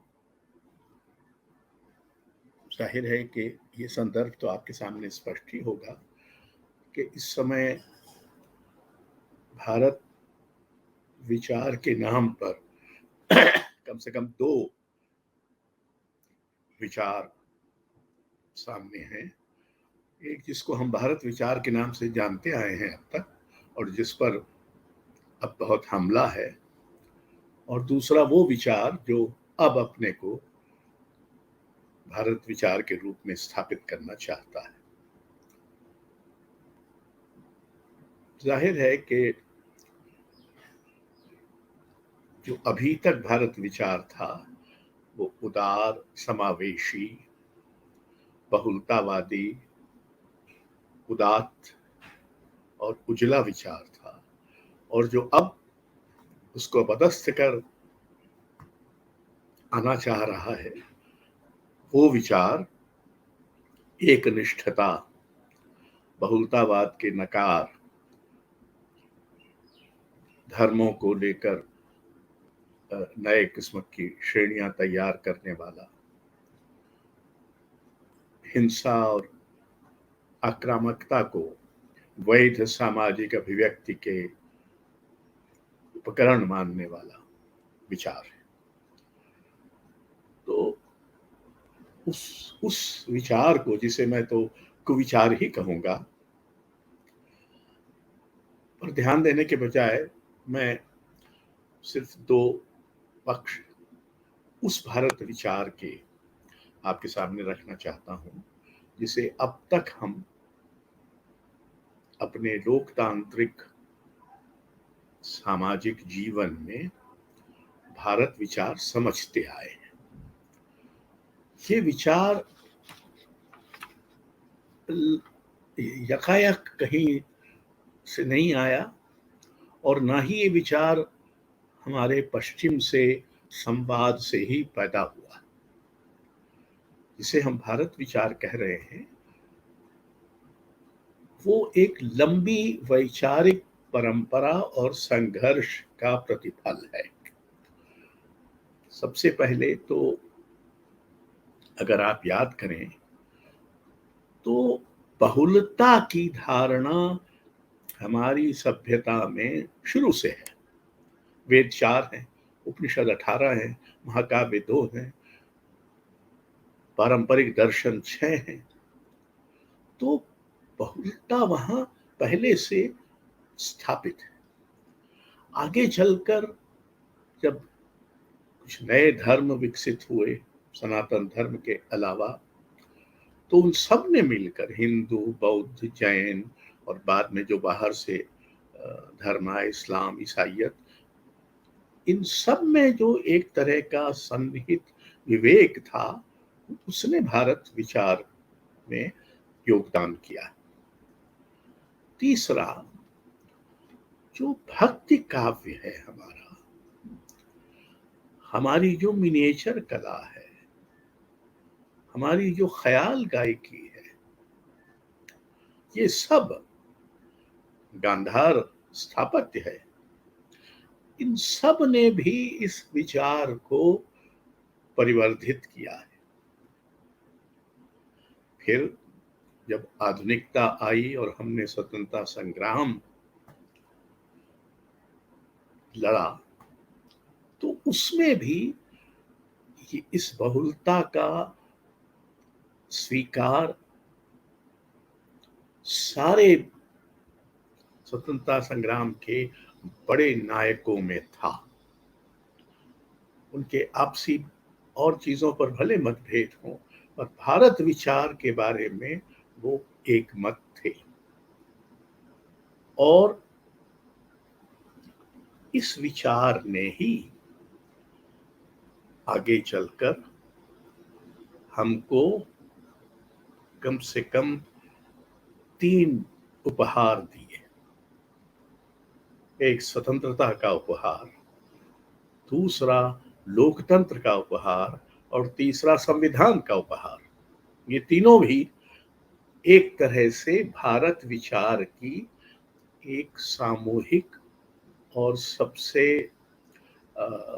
सबसे सशक्त अभिव्यक्ति है। हम इस विचार को हमने किसी अरण्य में विकसित नहीं किया है, हिमालय की किसी गुफा में जाके नहीं किया है। हमने ये विचार सभ्यताओं से, अनेक सभ्यताओं से संवाद के माध्यम से भी विकसित किया। अब ये विचार है क्या? वैसे तो अलग अलग लोगों के अलग अलग व्याख्याएं, संस्करण हो सकते हैं। पहली बात, ये विचार भारत को एक बहुलता परक और समावेशी देश और सभ्यता के रूप में देखता है। तो बहुलता और समावेशिता इसका पहला पक्ष है। दूसरा पक्ष है असहमति, प्रश्नवाचकता और संवाद। और ये शुरू से है, उपनिषद सारे प्रश्नोत्तर है, और कुशल प्रश्न है रामायण में, यक्ष प्रश्न है महाभारत में। तो हम प्रश्न पूछने से कभी घबराए नहीं, डरे नहीं। हमने असहमति का सम्मान किया है और हम संवादरत रहे हैं। तीसरा, अन्यता का निषेध। इस सभ्यता में जो भी फौरी तौर पर कभी कभार तनाव दूसरों के साथ हुआ हो, लेकिन इसमें दूसरे की धारणा का निषेध रहा है। यानी जब हमने संविधान में ये कहा उसके आमुख में कि हम लोग, तो उसमें भारत में रहने वाले सभी लोग समान रूप से, समकक्ष रूप से शामिल थे, कोई दूसरे नहीं थे। चौथी बात कि हम आदान प्रदान, खुलेपन और ग्रहणशीलता में विश्वास करते हैं। हमने बहुत सारी चीजें अनेक दूसरी सभ्यताओं से ली हैं। ग्रीक रोमन सभ्यता से हमने गांधार का स्थापत्य लिया है, ईरान से हमने मिनिएचर कला ली है, ख्याल गायकी वहां से हमने उसके तत्व लिए हैं, और बाद में औपनिवेशिक शासन में हमने बहुत सारी चीजें ली हैं। तो हम एक खुला आदान प्रदान भी करते रहे हैं और ग्रहणशील भी रहे। हमारे यहाँ धर्मों के बीच में थोड़ा बहुत मनमुटाव, तनाव भले रहा हो कभी कभार, जो अपने चरम पर है, लेकिन हमारे यहाँ हमेशा सर्वधर्म संभाव रहा है। और विशेष रूप से ये बात ध्यान रखने की है कि हमारा स्वतंत्रता संग्राम सारे धर्मों के अनुयायियों ने साथ मिलकर लड़ा था। और जब हमने संविधान बनाया था तो उसमें हमने जिस धर्म निरपेक्षता की बात की है, राज्य के धर्म निरपेक्ष होने की बात की है, वो इसी सर्व धर्म संभाव की एक तरह की कानूनी अभिव्यक्ति है। अगली बात, सामाजिक गरिमा और व्यक्ति की गरिमा, इनके द्वंद्व का हमको एहसास है, रहा है, सभ्यता में रहा है, लेकिन हमने हमेशा उसका समाहार भी अपनी सभ्यता में किया है। और आखिरी बात इस विचार की कि इसने स्वतंत्रता, समता और न्याय का आग्रह किया है, भाईचारे का आग्रह किया। अब ये जो भारत विचार है, इसके बरक्स जो दूसरा भारत विचार है, उसको आप देखें।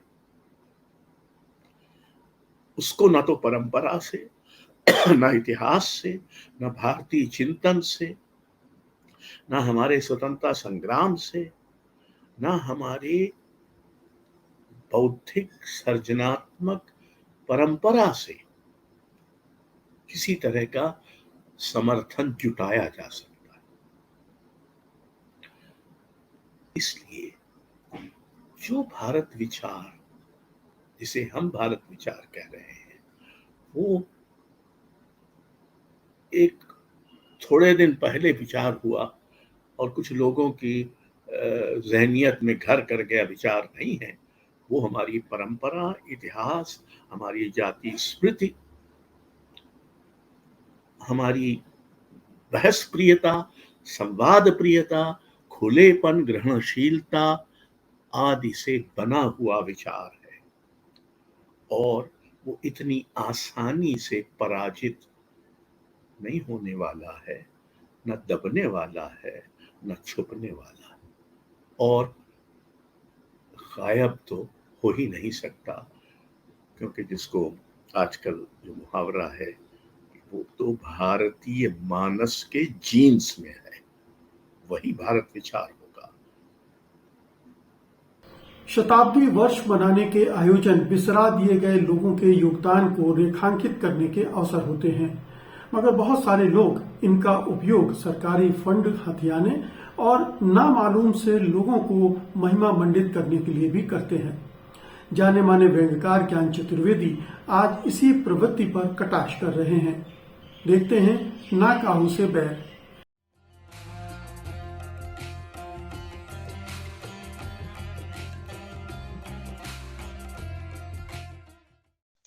ये रचना मेरी इस बात को लेके कि बड़े शताब्दी वर्ष बनते हैं साहब।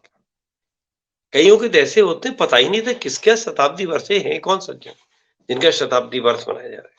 क्या इनकी विशेषता केवल इतनी थी कि ये 100 साल पहले पैदा हुए? ये 100 साल पहले पैदा होना भी एक बड़ी बात है। तो ये रचना है फलाने प्रसाद जी का शताब्दी वर्ष। रचना यूं कि आजकल मैं ऐसे आदमी की तलाश में घूम रहा हूं, फिराक में घूम रहा हूं कि जिसे पैदा हुए ठीक 100 साल हो चुके हो। ऐसा आदमी बड़े काम का है, क्योंकि इसका शताब्दी वर्ष मना सकते हैं। बस थोड़ा सा महापुरुष टाइप होना चाहिए, बस थोड़ा सा महापुरुष टाइप होना चाहिए। क्योंकि ज्यादा महापुरुष ना हो तो भी चलेगा, थोड़ा सा वो, बाकी का हम बना देंगे। अरे देश का लेवल का ना मिले यार, तहसील लेवल का तो मिले। तहसील लेवल का वो बापड़ा हम उसको भी बना लेंगे। हमें शताब्दी वर्ष मनाना है। हम कह सकते हैं कि वो तो राष्ट्रीय स्तर के महापुरुष थे, उन्होंने अपना जीवन तहसील में गुजार दिया और मोहल्ले के स्तर पर उनकी राष्ट्रीय किस्म की छवि रही। किसी भी क्षेत्र का महापुरुष चलेगा साहब, बस होना चाहिए पट्टा में 100 साल पुराना। क्योंकि सरकार हमारी है, आजकल हमारी सरकार चल रही, बजट हमारे पास है, सेक्रेटरी साहब को पकड़ लिया है, सरकारी तंत्र हमारी मुट्ठी में, फाइल क्लियर होते देर नहीं लगेगी, सब बजट मिलने वाला है, फंड क्लियर हो जाएगा। कोई तो बताइए ऐसा आदमी जो साला 100 साल पहले पैदा हुआ और थोड़ा थोड़ा महापुरुष। कोई भी चलेगा साहब, याला हिंदी का लेखक तक चलेगा, हम उससे भी काम निकाल लें। कोई भी नेता था, समाज सेवी था, चिंतक था, सुधारक था, ऊधो था, माधो था, कोई उल्लू का पट्टा था, जो था यार, बस 100 साल पहले हुआ। जानो ये 100 साल पहला बड़ी बात है, हमने तो बड़ा ढूंढा है। 100 साल पहले पैदा होना इतना आसान नहीं है, हर कोई नहीं हुआ। 100 साल पहले पैदा होने के लिए 100 साल पहले पैदा होना जरूरी है। आप बाबा वास्तव में महापुरुष हैं, आपने नाम बताया वो महापुरुष हैं, पर वो 100 साल पहले पैदा हुए, फिर हम उनकी कैसे बनाएं यार, बताओ। अभी तो उनके 2 साल कम है, तो भाई साहब ये देखना होगा। पर 2 साल बाद तो गवर्नमेंट बदल जाएगी, सेक्रेटरी साहब रिटायर हो जाएंगे, फंड हमें मिल नहीं पाएगा। हमें सर्टिफाइड माल चाहिए 100 साल पुराना। हम तो हर साल महापुरुषों की लिस्ट खंगालते हैं, कोई मिल जाए सारा जो 100 साल वाला हो। और कई बार तो हम ऐसी आदमी को निकालते हैं कि जनता तो भूल ही चुकी होती है कि यार ये बात किसकी चल रही है, कौन है जिसका शताब्दी वर्ष मन रहा है। पर जनता इसी बात से अभिभूत हो जाती है कि यार 100 साल पुराना है, 100 साल पुराना। अपने देश में जिसे अपने प्राचीन होने पर बड़ा गर्व है, बड़ा गर्व है, जूनी पुरानी चीजों की बड़ी कदर है। लोग फख्र से बताते हैं कि हमारे दादाजी के जमाने का लोटा है। लोटे का लोटा होना इंपॉर्टेंट है और दादाजी का होना इंपॉर्टेंट है। लोटा कैसा है, चूंता भी है चूहे, पर 100 साल पुराना है, दादाजी के जमाने का है। ऐसा करके हम अपनी परंपरा से जुड़ने का हमें एक झूठा सा एहसास होता है, बड़ा मजा आता है। सुखद भ्रम हो जाता हमको। तो आप बस एक दिन हमारे दोस्त थे, हमने सीखा किससे, हमारे एक दोस्त थे, वो आए और बोले यार अभी-अभी पता चला है कि अ, इनका 100 साल पहले ये पैदा हुए थे, तो आप इस पे कुछ बोल दो। तो हमने कहा हम तो जानते भी नहीं कौन है यार, ये क्या थे, क्या करते थे? कह रहा वो आप पता करो, उसी का तो पैसा है, कोशिश करना आपका काम है। फंड इतना मिल गया है, कुछ तो निकालना पड़ेगा उस आदमी में। हमने एक आदमी का नाम बता दिया, आप जैसे 4 विद्वान टीए, डीए लेकर क्या नहीं कर सकते? अरे करते ही रहते हैं, निकालिए इसमें कुछ, निकल आएगा। इस बहाने से मित्रगण बैठ लेंगे, महापुरुष के सौजन्य से दारू पार्टी का बढ़िया इंतजाम हो जाएगा। और क्या चाहिए यार शताब्दी पुरुष से, और क्या चाहिए? क्या जान लोगे बेचारे? खैर कोई ढंग के हमें तो मिले नहीं, पर हमें एक फलाने प्रसाद जी मिले, जो 100 साल पहले पैदा हुए। तब इसी का हम मना लेते हैं। ठीक से आदमी थे बेचारे। कुछ मित्रों ने जिन्हें फलाने प्रसाद जी के विषय में आग लूगर कुछ पता नहीं, उन पर बढ़िया आलेख तैयार कर दिए हैं। वे हर साल करते हैं, कईयों पर करते हैं, जिनको कभी देखा नहीं, जाना नहीं, उन पर करते हैं, उनने इनका भी कर दिया। वे इसी की खाते हैं। फलाने प्रसाद जी की एक काम चलाऊ सी जीवनी तैयार कर ली गई, हमने कर ली है। उनके गांव के फोटो शोटो खिंचा गए हैं। एक पुराने मकान की फोटो भी कहीं से मिल गई है, जो हम कहेंगे इनका था। पैतृक निवास बताने का बड़ा असर होता है साहब, कि देखो इनने कितनी खोज करी बेचारों ने तैयारी में। कुछ पुराने फोटो मिल गए हैं, जिनमें ये फलाने प्रसाद जी कुछ-कुछ करते दिखाए गए हैं। अच्छी बात ये है कि तस्वीरें बड़ी पीली, पुरानी, धुंधली हो चुकी हैं, जिसमें पता नहीं चलता है फलाने प्रसाद कौन है और ढिकाने प्रसाद कौन है। तो आप अब हम इनका बस फलाने प्रसाद जी का शताब्दी वर्ष मनाने वाले हैं। 2-4 लोगों ने उनके संस्मरण भी तैयार ना मालूम कहाँ से कर लिए हैं। और सारे संस्मरणों में ये बताना ज़रूरी है और कर रहे हैं वो लोग कि स्वर्गीय फलाने प्रसाद जी बड़े दृढ़ निश्चयी, बड़े ईमानदार, कृतसंकल्प, चरित्रवान, स्वाभिमानी वगैरह थे और विनोदी वृत्ति के थे ही। सभी महापुरुष होते हैं, उनकी विनोद वृत्ति के किस्से चलते हैं। फलाने प्रसाद जी के विनोदपूर्ण किस्सों की एक बुकलेट भी निकाली जाएगी। अब तो वो चुटकुलों की किताब में से कुछ खंगाल रहे हैं, कुछ गांधी जी की किताब से निकाल लिए। तो तैयारी पूरी है भाई साहब। बस फलाने प्रसाद का पूरा नाम धाम पता चल जाए, तो इस बार शताब्दी वर्ष उनके नाम का। तो इस शताब्दी वर्ष पर एक रचना। धन्यवाद। आज ताना बाना में बस इतना ही। आज का अंक आपको कैसा लगा हमें जरूर बताइएगा। हमें आपकी प्रतिक्रियाओं का इंतजार रहता है। आप अपनी प्रतिक्रियाएं हमें tanabana@sathhindi.com पर भेज सकते हैं। और अब मुझे अनुमति दीजिए, अगले रविवार को रात 9 बजे आपसे फिर मुलाकात होगी। तब तक के लिए नमस्कार। सत्य हिंदी का ऐप डाउनलोड करें गूगल प्ले स्टोर पर।